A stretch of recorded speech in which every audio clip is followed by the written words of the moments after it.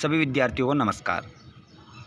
आप सभी को जो इंतज़ार था वो इंतज़ार अब ख़त्म होने वाला है, क्योंकि मित्रों जैसा कि आप सभी को पता है हमारे द्वारा एक वीडियो डाला गया था जिसमें आपको बताया गया है सितंबर माह मतलब 19 सितंबर के आसपास आपकी त्रैमासिक परीक्षा शुरू होने वाली है।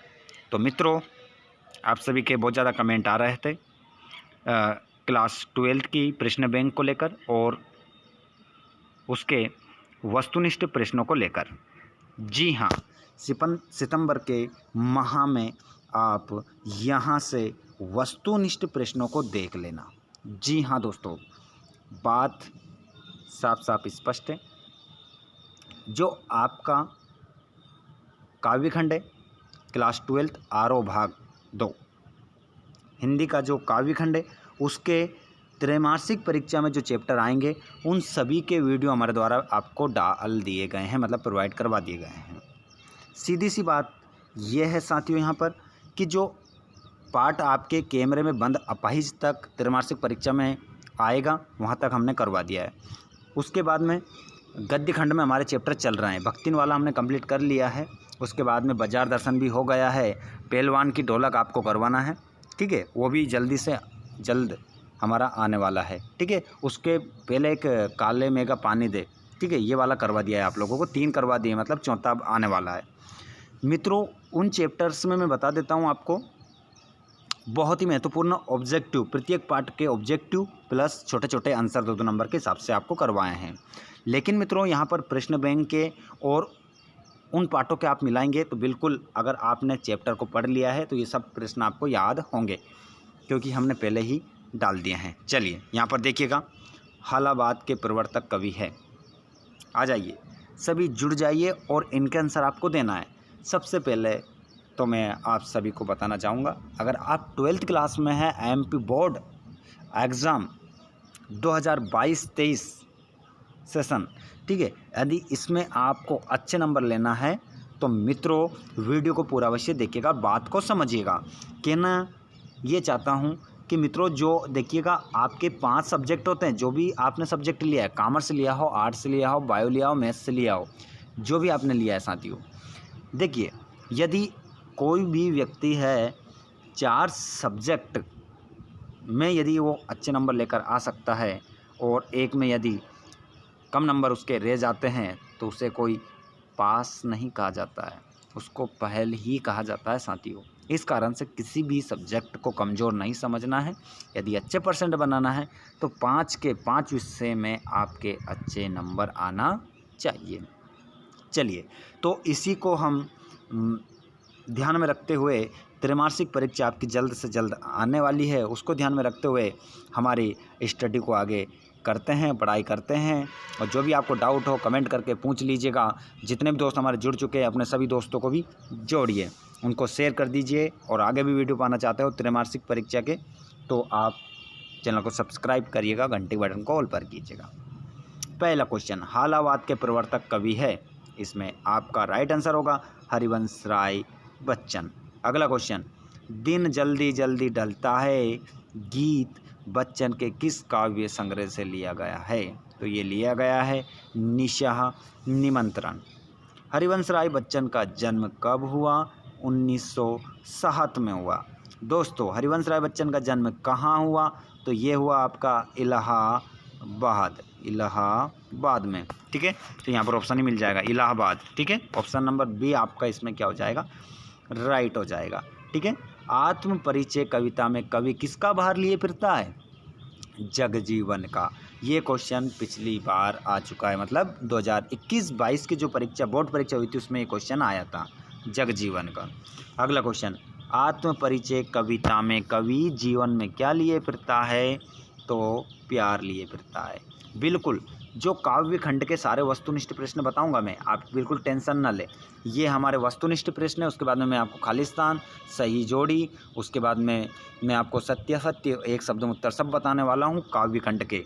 यहाँ से 100% आपके 30 नंबर कोई रोक नहीं सकता, ठीक है। देखिएगा आगे,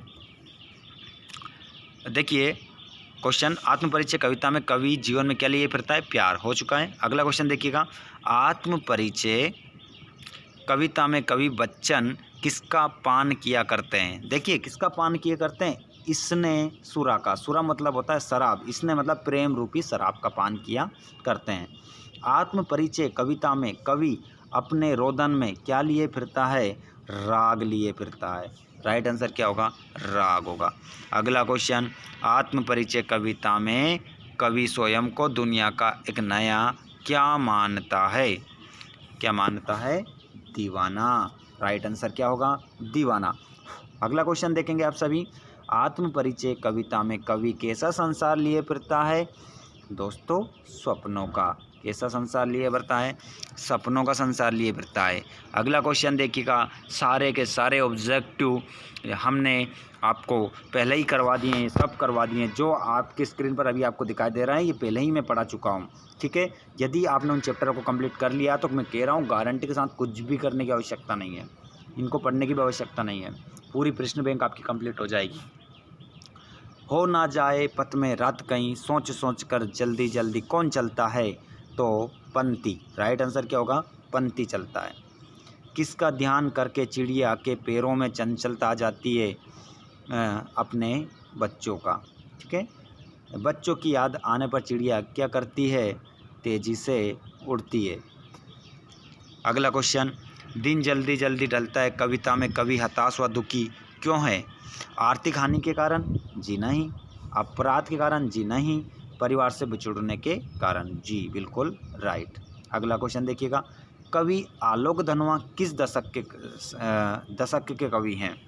ठीक है, तो यहाँ पर देखिएगा जो कवि आलोक धनवा है कौन से दशक के कवि है। देखिएगा इसका राइट आंसर ये लगा लीजिए, देखिए लगाइएगा। चलिए सभी स्टूडेंट्स, जितने भी स्टूडेंट्स लाइव क्लास में जुड़ रहे हैं, कवि आलोक धनवा किस दशक के कवि हैं, इसका आंसर आप कमेंट बॉक्स में बताएंगे। कमेंट बॉक्स में ही इसका राइट आंसर आपको दिया जाएगा। ठीक है, कवि आलोक धनवा किस दशक के कवि हैं, कमेंट बॉक्स में सभी राइट आंसर दें। जितने भी लाइव क्लास में जुड़ रहे हैं सभी स्टूडेंट्स इसका आंसर बताएंगे, कमेंट बॉक्स में आपको राइट आंसर इसका बता दिया जाएगा। ठीक है, कवि आलोक धनवा की पहली कविता, भीगी हुई लड़कियां, जनता का आदमी, ब्रोनो की बेटियां, इनमें से कोई नहीं। देखिए कवि आलोक धनवा की पहली जो कविता थी, देखिए इसमें जो राइट आंसर आपका होगा वो होगा जनता का आदमी।